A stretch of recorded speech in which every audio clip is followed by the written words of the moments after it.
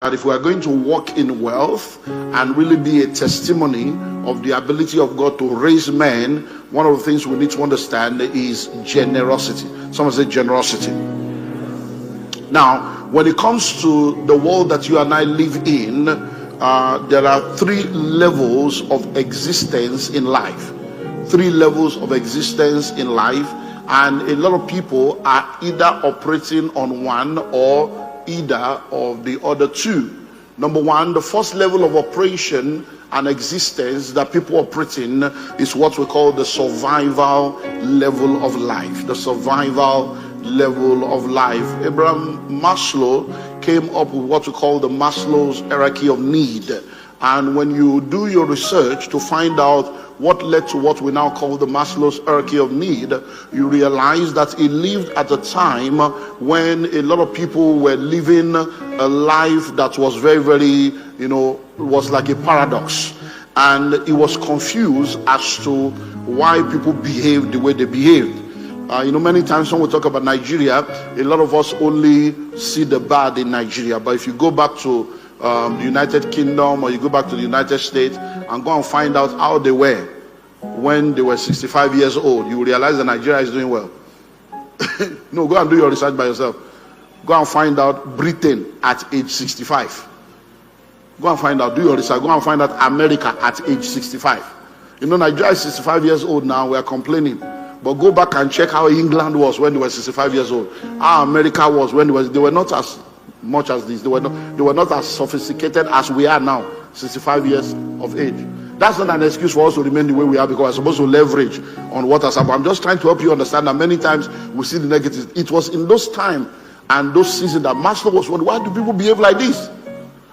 Because when you understand this global way of thinking, it will make you to be grateful at every level that you are in. So as he began to study and do his research, he now realized that the reason why people behave the way they behave is because there are three levels. And that when people are at the survival level of life, they are not different from animals. Yeah. That's when he now started coming out that for people not to be like animals, we have to take care of the basic need first. That's where all those theories came from. Let me just take care of myself. At that point, they are selfish, they are visionless, they are self-centered, they lack what it takes to be a part of something that is beyond them. And when you are operating at that level of life, you see, no matter the message you preach, as we are preaching now, no matter the message you preach, it will still be interpreted based on the level that people are in. When the Bible says the spirit of the prophet is subject to the prophet, it is many dimensional, multi-dimensional. So if God is to speak to an Hausa man that does not understand English, God will not speak to him in English. God will speak to him in the Hausa language. If he wants to speak to explain to you what God told him, he will speak to you in Hausa language. Why? Because the spirit of the prophet will be subject to. So if the guy is an illiterate, no matter the revelation that God gives him, when he wants to explain the revelation, he can only explain within the level of his educational qualification. So the spirit will be subject to the limitation. Do you understand that? That's also when you are at that survival level. Even when we are preaching, that's the way you are interpreting it. When they are telling you give what, I don't chop, because it's not that you are a bad person, you are just like an animal. You are that level of animalistic behavior where you see, when you now grow, you will look back and say, we're fools. I wish I knew better. That's why we keep trying to help you understand that there is another way of operation. Hello? So number one is survival. The second level is also very terrible. It's success level. So a lot of people, they just want to succeed. They just want to blow. So you find out that when people, by virtue of a lot of conditions that we cannot discuss now, some by sheer happenstance, some by opportunity, some by hard work, some by virtue of all kinds of reasons, find themselves in a place of success.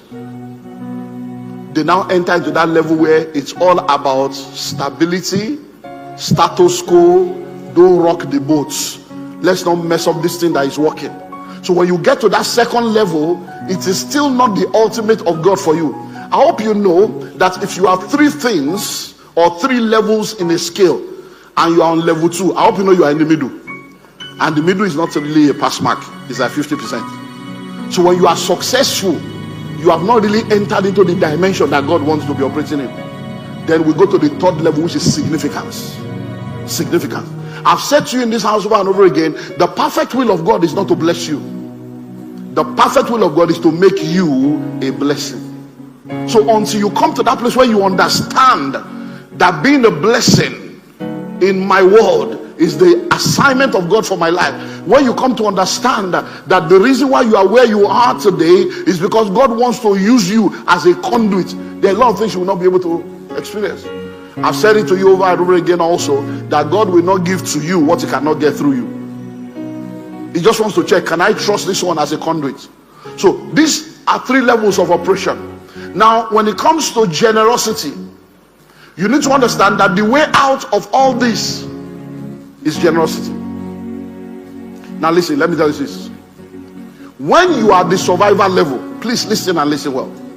When you are the survival level and you choose to live a life of impact and significance, even at your level of survival, that's what brings you out of survival.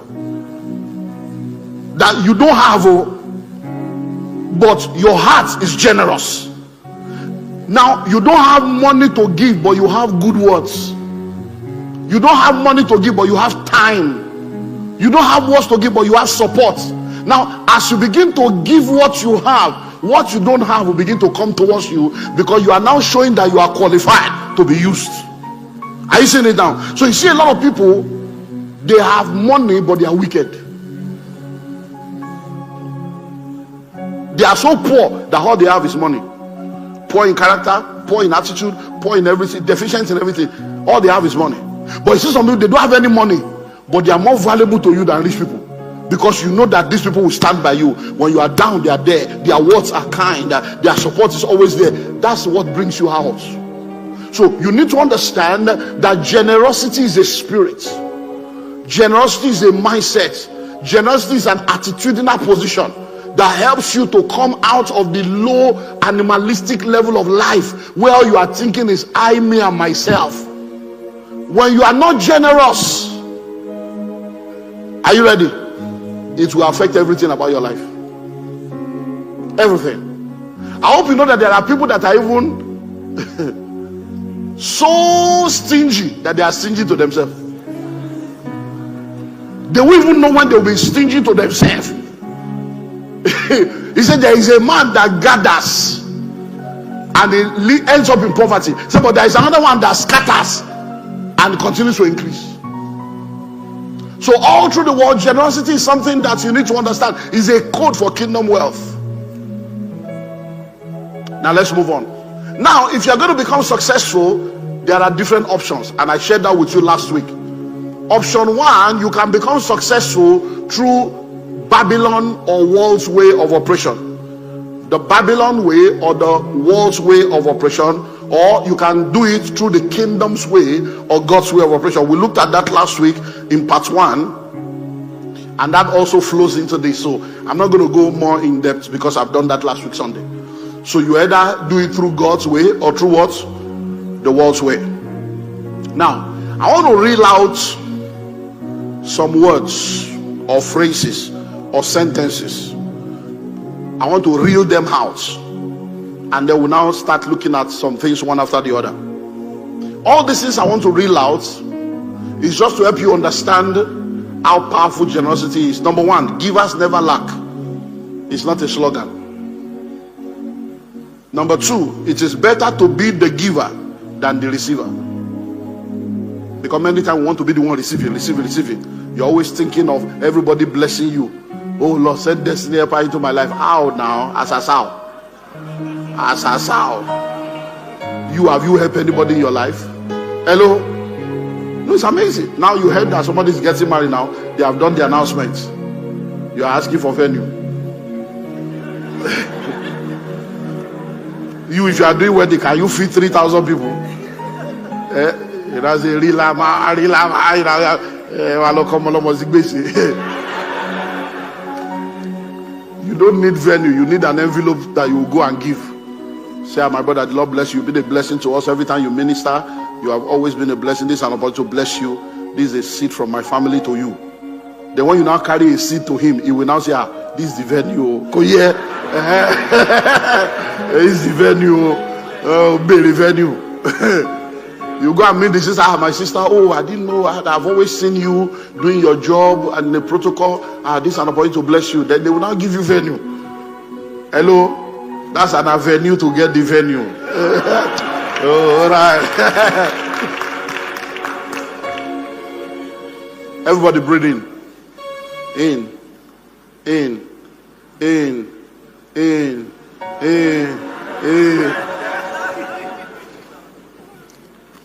You breathe in for life, you breathe out for sustenance. You cannot continue to breathe in without breathing out. If you are forever receiving without giving, you will soon die. That's the way life is. Breathe in, you breathe out. You breathe in, you breathe. It's life. Giving and receiving. Generosity is life. You will not die. Hello? Do you know that the oxygen that you breathe in is part of what the plants release into the atmosphere? And the carbon dioxide that you breathe out is part of what they take. We are interconnected. It's called the interdependency of life.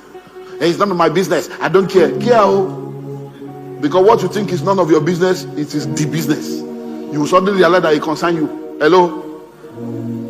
You know why the Dead Sea is called the Dead Sea? It's because it only receives, but it never gives. The Dead Sea, forever receiving, never giving. I cannot afford to give. But the real thing is that I cannot afford not to give.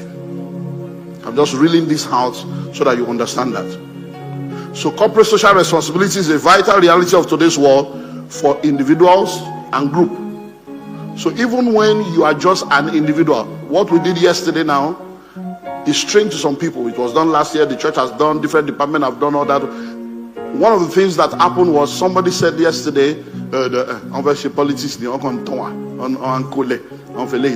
you imagine in what way does packing refuse become a political tool to say they want to become politicians? All the governors that you have had in Lagos State that have promised you heaven and earth, have they delivered? Do they need to come and pack dustbin to get your votes? It just shows you the level of people's thinking. It shows you the level of they can't see beyond their nose. Hello? Give your time, your talents, your treasure, and that helps you to make a difference. Give your time, your talents, your treasure, and that helps you to make a difference. So I just wanted to throw that out as we continue on this journey. Now, when it comes to giving and generosity, there are different categories of people, and I think we're going to look at those categories and stop there. I'll continue next week Sunday, so that you will know where you stand. Generosity, a code for kingdom wealth. Years ago, an Indian idol worshiper who had two kids, two children. One of the child was a disabled child. Is it physically challenged, or I don't know the politically correct word to use now. I think it's physically challenged now. Right. Physically challenged child, and had one child that was okay. And then she went to consult an idol in the temple, and they told her that she had to offer one of her children for sacrifice. And then she went back home and took the child that was okay and took to the altar, and they killed the child for sacrifice. And she came back and they said, you have a physically challenged child and you have a okay child. They say you should bring one child. Why didn't you carry the physically challenged one to go and offer to the God, so that at least you? He said, no, I cannot offer to my God what is not okay. Idol worshiper. Yeah, you can go and check it online. He said, I can't go and offer to my God something that is not okay. That's somebody offering something to an idol. But you will bring empty envelope to church on Sunday and drop empty envelope. You will dance 5,000 naira dance and drop empty envelope. No, I'm telling you, you just wonder. You will dance. If you see some people's dance, it's dance offering they are giving. No, it's not offering. Dance here on your offering. The envelope is empty. The money that Marwa did not collect, The Okada did not collect. The even crooked, corrupt policemen did not collect. Is the one you will now put in an offering and bring to God. Your church will sort themselves out. And you wonder why, when it's time for blessing, your name is not on the list, even though your name is blessing. Hello? Now let's look at categories. Number one, pillars. Pillars.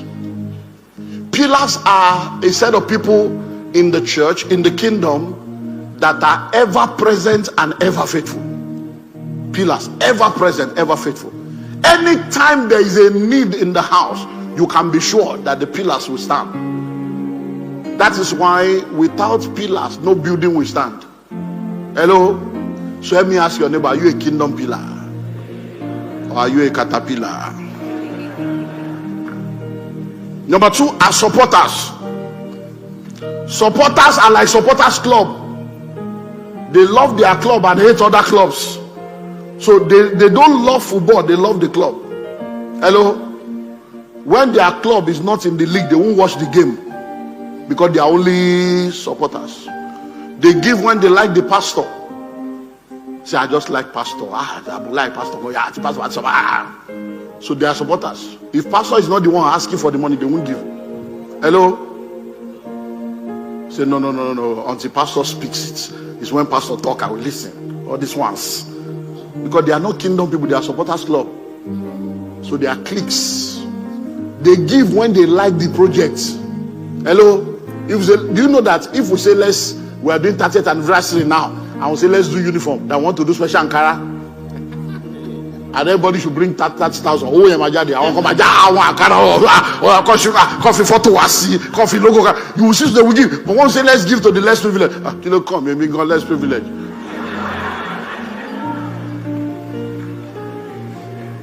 Hello? Am I not your pastor? I know you people now.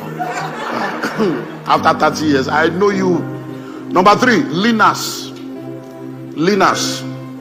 There are people that lean on the church to support all they want, but they will hardly support the church. When people say there is no love in the church, now money, it's not that there's no love, it's because they needed money and church gave them zero. Sometimes when people are asking for money, you see, we have done welfare now. There are people every month, they will show up tomorrow now. Every second week, they come to the church office. Once we do welfare on Sunday, you can guarantee under God, you don't need to be a prophet. Between Monday and Wednesday, they will show up in church.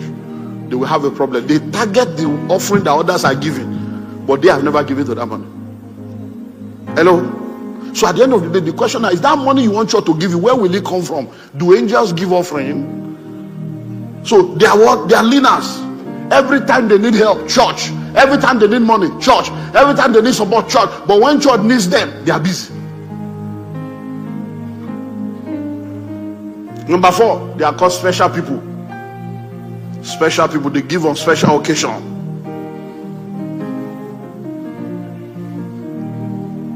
They give on what? Special occasion. If it's not a special occasion, they won't give.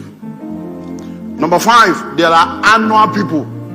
ECN, annual, Easter, Christmas, and New Year. No, it's just special like that. Just conquer. It's Easter, it's Christmas, it's New Year. So be analyzing yourself. Which one are you? Number six, sponge. I want coin. Sponge. They come to collect all they can. They hardly give anything. They are like parasites. They collect.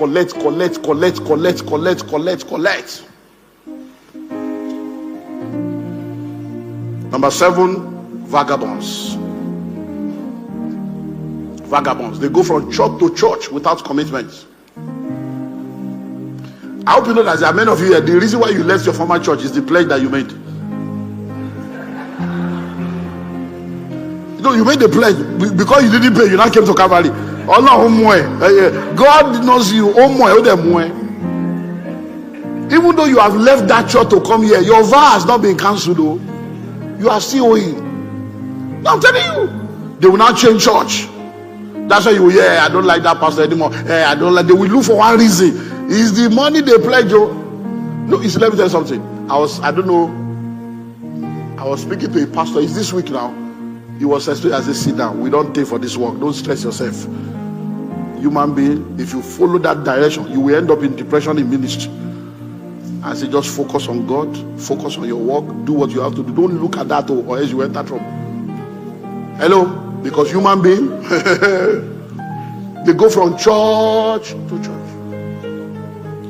And by the time you will hear the story, instead of them to tell you why they left, they will cook up a story. Because in Yoruba, they will always judge the case in such a way that they will be the good person. Only few people will tell you, I was wrong, I messed up. Only few people. Others will tell you, no, they did this. There is no perfect church anywhere. I've told you and I'll call you, there is no perfect church anywhere. Any day you see a perfect church, the day you join them, they become imperfect. Once you join that church like this, perfection is law, because you are not perfect. Church is made up of different set of people. So instead of jumping from church to church, looking for perfect church, just connect to the perfect God and be a perfect example. Hello? Connect to what? The perfect God, and you'll be a perfect example. When I got born again in 1988-89, my reason was what I've just told you now. Because when I was an unbeliever, I had girlfriends, even in choir. Teenager, they will sleep our house there. In the morning, we'll be helping them to do bra. Now on Sunday, they are going for choir. After fornication, all the local church. So how do you expect me to be born again when many of the people are like, so when I had them, I told you, I said, all these people are hypocrites. All these Christians, this one is an hypocrite. It's okay, you may be right that they are hypocrite, but in what way does that make you go to heaven? You don't make heaven because somebody is an hypocrite, and you are right that they are hypocrites. So why don't you come and serve me and be an example of how a Christian should be? Boom. 38 years later, we are still on the journey. Hello? So listen to me. Don't come to church thinking you are looking for perfect people. If you want to clap, clap. You might show one. Hello? I met with one of my fathers. You know, this was it this week? I think it's this week or last week. And he told me, he said, I've watched you. He said, I've watched you. And I've seen the way you speak. He said, and the reason why I wanted to see is because I've done my investigation. They have not closed your mouth with corruption. He said, they have not closed your mouth with corruption. He said, don't change. Keep doing what you are doing. We are watching you. Hello? I don't fear you now. I will tell you the truth. I don't have side cheek, left cheek. All the cheeks is one person. So you can't blackmail ladies. There are pastors that cannot talk the way we talk. Because when they get look like they go, hey, actually, you know what I was trying to say? No, I go talk. You are a fool, you are an animal if you are living in sin. Vagabond, they go from what? Church to church. If this is not your church, no problem. But if this is your church, if you allow somebody to take you away from your father's house, you are just a fool. There are no perfect people anywhere. No perfect church anywhere. So you don't jump from church to church to church to church. Just be, are you not even thinking of your children? The lack of stability. Today is this church, tomorrow is that church. What are you even teaching your children about God? Then later, when they now say they are not serving God, you now begin to look for a mountain to go and pray. How can they serve God when you didn't serve them God? If I say, all right, bless you, all right, all right, bless you. Number 8, because of time. The gossip. You know, after every service, the pastor is the topic. Hello? I'm a researcher. I research. And one of the reasons why the next generation have issues with God is the existing generation. Because of the hypocrisy. People see that you come to church, we give you microphone, but your children know that you are an hypocrite. No, that's why they don't want to serve God. Because in your son's mind, how pastor they give my papa a microphone? For pastor not to know that my father is a useless man, I doubt pastor. Because pastor foresee say, this is my papa, no be correct papa. Because if they drink, if they smoke, but he go conscious now, they go give and title. Pastor, no, they see.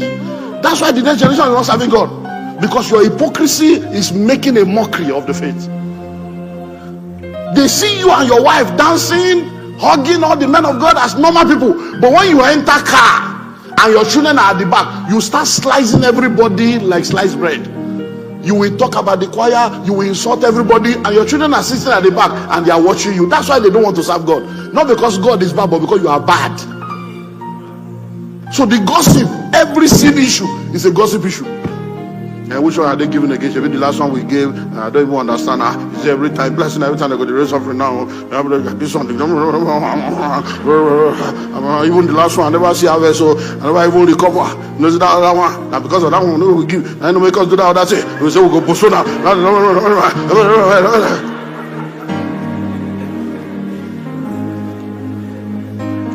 Do you know what you are doing? If you open the ground and plant a seed, what do? You cover it and walk away. All you are supposed to do is to water it. When you are a gossiper and a murmurer and a complainer, you are pouring acid on your seed. You are doing what? Pouring acid on your seed. Because what is coming out of your mouth is toxic. The seed will not grow. It's not because the soil is bad. It's because your mouth is bad. Repeat after me. Seed, time, and harvest will not cease. Go and read your Bible. There is nothing called seed time and harvest in real context. No, go and read it. Can you show us Genesis 8? You will see that it's not seed time and harvest. It's really seed time and harvest. Well, don't worry if you can't get it, but seed time. Someone says seed. Seed. So the sowing time is what they call seed time. When you sow. But after the sowing, it's not the day you sow that you will reap. So after you sow is seed, which is what we call the seed time, and then harvest. That time in the middle is when you water, is when you fertilize, is when you wait. What you do in that time determines whether you get an harvest. That's where gossipers miss it. You sow, you use your mouth to finish it. Gossip. That's why in this church we have a principle. Whatever you don't understand, what do you do? Or what? Every Wednesday there's question and answer. There are, in 30 years, nobody has ever come here to ask questions. I'll say, shut up, you can't ask that question. So anything you don't understand, you just keep quiet or you ask questions. Sir, this happened, I don't understand. They will explain. Don't join people. How can we be building with one hand and be destroying with another hand? Is that not foolishness? It's like pouring water in a basket now. Number 9, referee.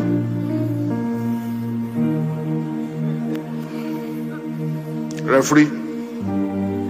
They are the critic of what, how, and when. I hope you know that you can play football with your mouth. Okay, go pass. Is until you now enter the field, you now realize that the stadium is actually very big, bigger than your TV set. Because when you look at it from afar, you know, I've told you my glucose story now. Yellow House. Hey, but general lady. When I was in secondary school, Omupo Grammar School, Kwara State, Omupo. When people are running, when they now say they'll be giving them glucose, it's called Alebro Glucose D or something. It is that when they put it in like powder, well, it could don't melt. All the thing. So they were, as a young boy, they were giving them So I said, they don't go. They give me. They say no, it's only for the athletes. It's only for the athletes. I'm an athlete. So Yellow House. That's how I go join. They say which one? They say no. So the one where is 4 by 100. You run the stadium 4 times. 4 by 100. 4 by 4. So because of course now glucose I go for it. Now so I join Yellow House. Olu. Hey, ready. Boom. You know that I didn't know when you are around that kind of, you are supposed to just be. Now so I go.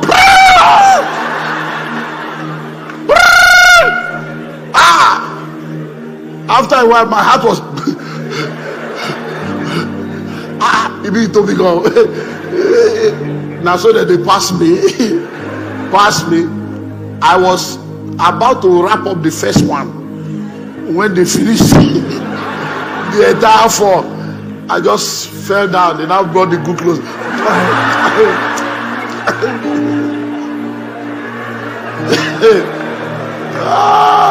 Glucose. Yellow house. I will never forget. So are you a referee? They should not have collected out from that time. They should have done it this way, that way. When you start your own church,